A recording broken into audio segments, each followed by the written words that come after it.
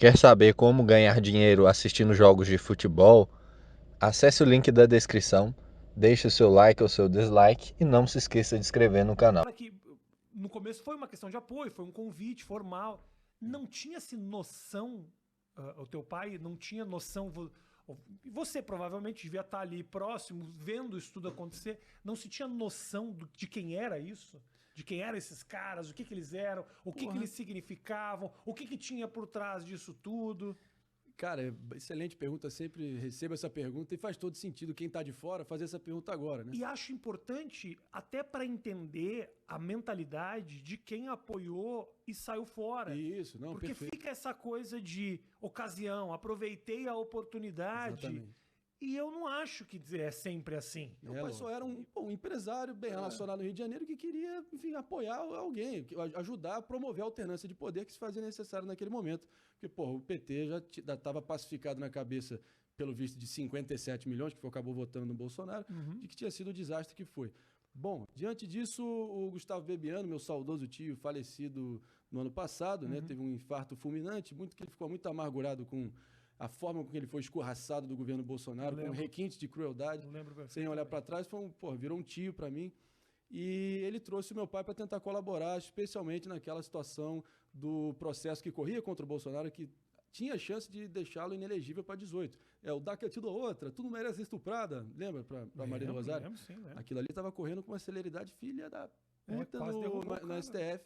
Mas eis que meu pai ofereceu ali uma sugestão de um corpo jurídico para tentar neutralizar essa situação. Beleza.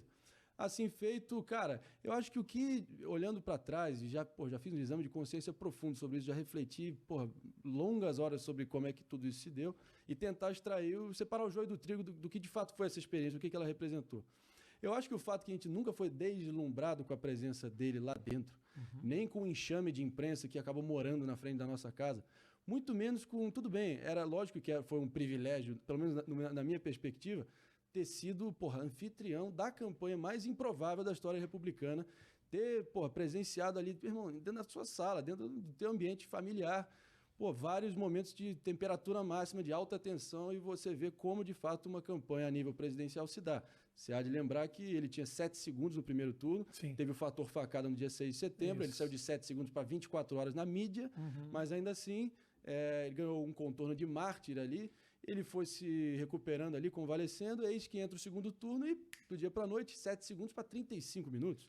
Nesse momento que a gente abrigou lá em casa uma equipe de Campinas, de 40 a 60 funcionários, de noite, preparando todos os programas de televisão e ir para as redes do PSL. E é o fato que a gente nunca foi deslumbrado, a gente só ia onde a gente era chamado, mesmo estando na nossa própria casa. E você acompanhando tudo isso. Grandíssima parte. Eu chegava da faculdade de mochila para almoçar e tava o Paulo Guedes tomando um café no meu lado. Era coisa surreal em outro nível. E eu tento extrair o melhor dessa versão. Graças a Deus que houve um rompimento que no primeiro momento, foi brusco.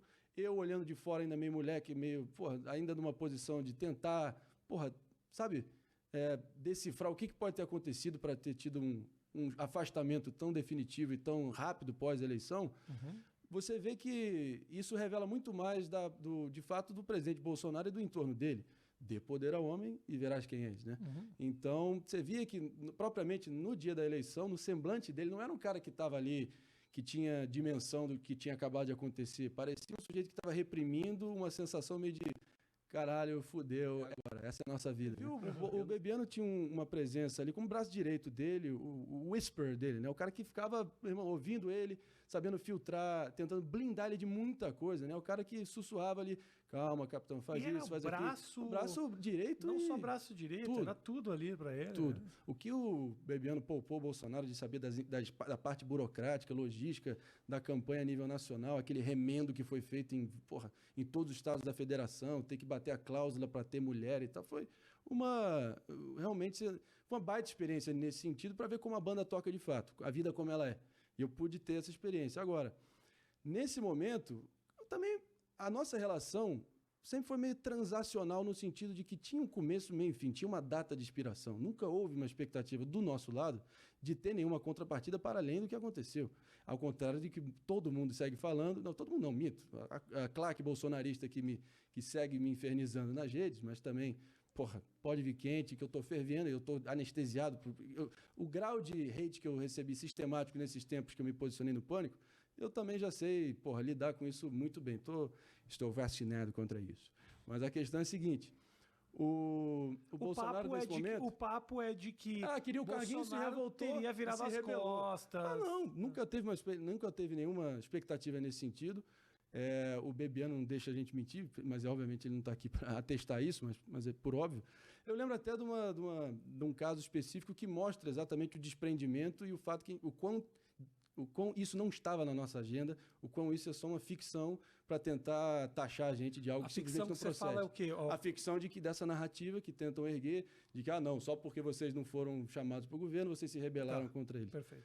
Eu acho que, primeiro de tudo, tinham 3 nomes que eram mencionados no Jornal Nacional de uma eleição presidencial. Para pensar.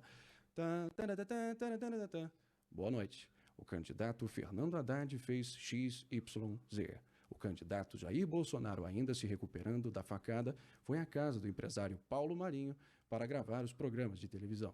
Então você pode imaginar que o Bebiano, que era aquela fortaleza, blindando o Bolsonaro dos vagalumes do poder, que na medida que viam as luzes do Bolsonaro cada vez mais brilhante, a possibilidade de vitória se aproximando e se concretizando, você imagina que eles queriam tirar uma casquinha, oferecer uma benesse, e o Bebiano tinha um faro aguçado para pilantra oportunista e blindou o Bolsonaro de muita gente que queria, de fato, acontecer um faro para pilantra e oportunista, mas um faro que errou essencialmente, né? Mal sabia que o que estava diante dele era eu vou defender você aqui desses aproveitadores. Não, mas eu até acho o seguinte, lógico que, enfim, como acabou acontecendo, você pode imaginar que o empresariado paulistano, que via essa dupla Bebiano e Paulo Marinho tendo o protagonismo que teve, acabou se rebelando, plantando notinha de chapa marrom para tentar, sabe, dinamitar e descredibilizar o meu pai. Assim foi feito e até bom olhando para trás que isso aconteceu. Tem aquela expressão, a blessing in disguise, né? Uma bênção disfarçada. Que, acabou que o tempo provou que isso foi a melhor coisa que nos aconteceu, ao ponto de nem ter sido convidado para a posse. Graças a Deus, a gente não foi para a posse também, não vai para o velório, pode ter certeza. Então, diante disso, eu acho que, para mim, naquele momento, foi uma tremenda experiência eu ver como é que funcionou tudo aquilo. Eu vi cada coisa que você nem imagina, eu vi como você se pauta com a flutuação, tipo, a diferença, assim, de uma campanha dessa importância. Como a narrativa, a política é que nem as nuvens. Você olha, está de um jeito, você olha do outro, já está de outro. Então, quão frenéticos são as oscilações de opinião pública durante uma eleição, aí você vai calibrando a mensagem. Então, para mim, foi uma escola nesse sentido. E, como o Bolsonaro também se revelou logo no início, não sei se você lembra, mas a questão do episódio das rachadinhas, do Queiroz, foi desvelado ali em dezembro, pós-eleição. Imagina se tivesse vindo antes do segundo turno. O episódio da rachadinha já ofereceu, já foi uma ruptura com o teu pai, com a turma toda ali? Isso ali já foi uma primeira decepção, assim? Não, isso aí foi um primeiro sinal vermelho, e mesmo acho que a gente já não está tendo mais nenhum vínculo. A primeira reunião de composição ministerial, no dia 30 de outubro de 2018, 2 dias depois da eleição, foi na minha casa. Eu estava lá na sala e vi, voltando até um episódio aqui, era Paulo Guedes, Onix, Coronel Braga, que era o chefe de gabinete do Flávio Bolsonaro, meu pai na ponta, Bebiano, Bolsonaro com o enfermeiro dele lá, e Paulo Guedes, né? Acho que eu mencionei. E em determinado momento, o Paulo Guedes, eu lembro dessa cena claramente, até para mostrar o quão desprendido meu pai estava nessa história de ministério. O Bolsonaro se elegeu prometendo 15 ministérios, máquina enxuta, organograma diferente, 130 ministérios, você lembra disso? Então, ele estava querendo trazer para ele, dominar ali indústria e comércio, previdência e trabalho, fazenda e planejamento, né? E ele queria também Minas e Energia. Aí eu lembro que meu pai levantou dele, presidente, Minas e Energia, com todo respeito, eu sei que pato novo não nada fundo. Quem sou eu para opinar aqui? Mas, sobre Minas e Energia é difícil, né, ministro? Lida com os nossos recursos energéticos, nossa soberania nacional. Então, só fica aqui minha sugestão. Aí o Bolsonaro falou, tudo tá certo, o PM perdeu o PG, esquece aí, tá ok? E aí, você vê, não houve esse ministério também nas mãos do Paulo Guedes por causa disso. Olhando para frente, voltando à questão que você tinha colocado, por que o rompimento se deu? É lógico que o empresariado paulista que queria, talvez, começou a plantar esse tipo de situação E agora a gente está pagando a nossa penitência por causa desse vínculo. O Bolsonaro e o Flávio recorreram ao meu pai em determinado momento para também criar um corpo jurídico para ajudar o Flávio. Meu pai até fez uma denúncia alguns anos depois que o Bebiano morreu, depois da denúncia do Moro, da interferência na Polícia Federal.